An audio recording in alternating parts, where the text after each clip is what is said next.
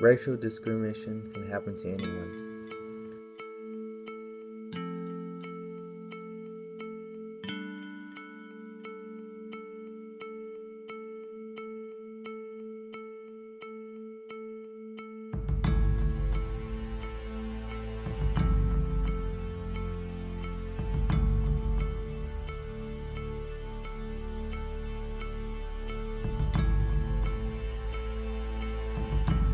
My name is Ben Kwan, and I am a lawyer at a law firm in Minneapolis called Hallen & Law. And we're a boutique law firm that specializes in two things, really. And I think the thing that I do at the law firm is probably most relevant to this interview today. I represent single plaintiffs, meaning individuals who have been wrongfully terminated from their employment. And that falls into two main categories generally. I represent people who've been discriminated or retaliated against for making complaints of discrimination. And I also represent people under the Minnesota Whistleblower Act for usually they get terminated because they've complained about an illegal practice in the workplace. So these people come to me and my firm, and they let us know usually that they've been terminated, and we figure out what happened, and if there's a legal claim, we will represent them in court. What kinds of racial discrimination cases do you get? So we get all kinds of racial discrimination cases. What a case looks like when it comes to us is somebody's been fired and their employer has given a reason for the termination.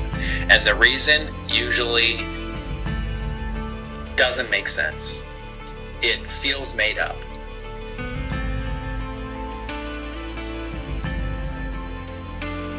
Which race group has the most racial discrimination cases? Which race group has the most racial discrimination cases is this. I don't have any specific data for this answer. I do know anecdotally what I see at my law firm, and I think we tend to see more African American clients or prospective clients coming forward.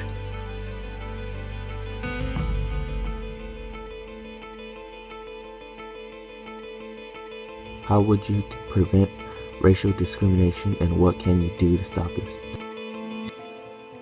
I think the best way to prevent racial discrimination is I think the more people can get out of their comfort zone and get to know individuals who don't look like them on a one-on-one basis,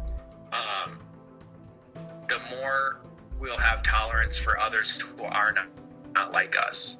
And as a society, we should all be thinking collectively on how we can create those sorts of opportunities, because we tend to segregate ourselves.